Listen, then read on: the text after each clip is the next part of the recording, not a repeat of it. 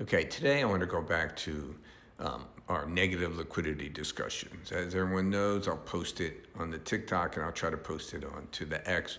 That we put up a video about negative liquidity last, I think it was April, okay? And then just talked about it again so people know what I'm talking about with negative liquidity. So I believe a negative liquidity event happens first before we have some kind of market action. And a gentleman, he actually said it held up. He sent three other. I know I mentioned only two, but he sent three others, and he felt it was supportive of my contention that negative liquidity event happens first. So here's what this gentleman posted, I think today or yesterday. So here's what he wrote, okay? And we'll come back at this and look at this and go over it, but this is what he wrote, but we're not going to actually talk about what he talks about, but I love this chart. But why I'm interested in this chart is, look at the left-hand side. There it shows you, QT starts, okay, 2022. This is where it starts. And you can see that about 7-8 months later, we had this Silicon Valley bankruptcy. And since then, I would say that our banks remain highly stressed. Now, this is all commercial banks, but they remain, I would say, pretty much highly stressed. And just to give you a reference point, March of 2020, we launched QE4 in response to COVID. That went till March of 22, 2 years later. Then we started to do quantitative easing in June of 22. And we did $47 billion a month, $30 billion in treasuries, $17 billion in MBS. And then we hiked it in September of 22 to $95 billion, 60-35. And then 2024, we announced to slow it down to $25 billion, and now we're $5 billion a month that's being taken off.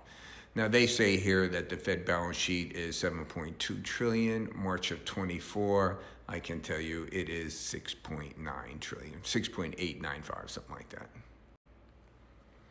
So you can see we were giving $100 billion a month, buying them, giving the banks money, and then we took it away. And you can see right away that the cash position of the banks went immediately negative. And their borrowings, their deposits, started to rise because they had to pay more money to get the deposits, okay? And boy, did they have to pay more money. Look where we went from basically 2020 all the way up to when they hit us here in 2022. It's up to 4%, from zero basically to 4%, 25 basis point to 4%. No wonder SVB happened. Now, this is just an excerpt from the Financial Times like a month ago, okay, where the head of private credit, Apollo, I think it is, said that they're not in a bubble. So thank God for him telling us that. But anyway, notice that there's $2.1 trillion now. And they say here, quote, the sector has never experienced a severe economic downturn at its current size and scope. And mainly in the last paragraph is the key one: if this asset class remains opaque and continues to grow exponentially under limited prudential oversight, the vulnerabilities of the private credit industry could become systemic. All right? Remember that. So what do they mean by opaque? Apollo, Blackstone, BlackRock, they set the price. They're the bid. There is no other bid, okay? So they're the bid and the ask. They say this is what it's worth. They price all the securities in there, which they don't tell us how they do it. And we know that they're not marking to market. We know that they're basically lying to us.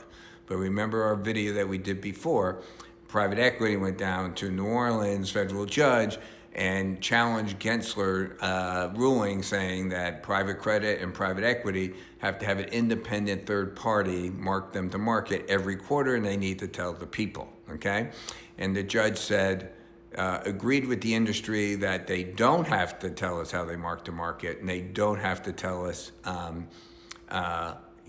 what it's worth on a quarterly basis. In other words, it's okay for private credit and private equity to lie to the investors that are invested in their stuff.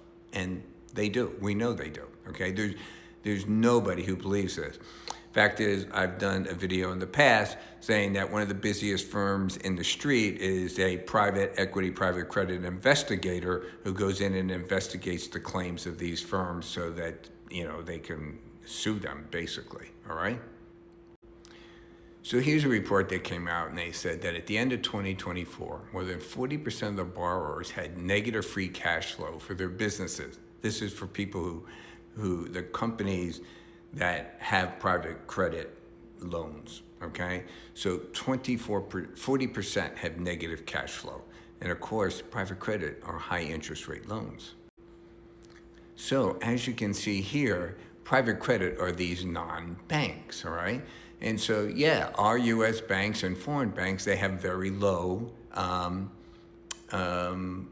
vulnerability to emerging distress in the private credit because they gave their money to private credit to invest it, and look where private credit is, all right? So they're hurting.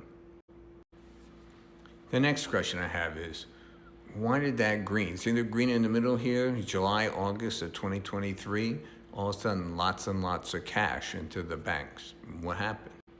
Well, if we look at the 10-year bond here, you'll see it was basically 275 and it went to 4% in 4.25 basically, in a short period of time, which caused all the banks to sell securities and raise cash, okay?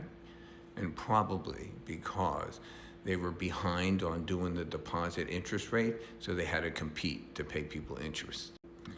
So when we see the cash starting to go negative, that's when we were at 490 on the 10-year bond, and then it declined down to 390 over this period of time, and 375 was the bottom, and it looks like they spent their cash and locked in duration. That's what it looks like to me. So what does this all mean to us? Well, the first thing is that our banks are still highly stressed, and I don't think Xanax is going to help them. On the other hand, the cash position of the banks is negative. Third, the deposits are almost non-existent. As we know, money market funds are at all-time high, over $7 trillion. And we know the banks are hurting for revenue, so they're taking their cash and they're giving it to private credit firms so they can make more money on that money. But it's not the same as deposits, all right? So we don't have the deposits. We have liabilities. We're stressed on the upside. How's this going to work out?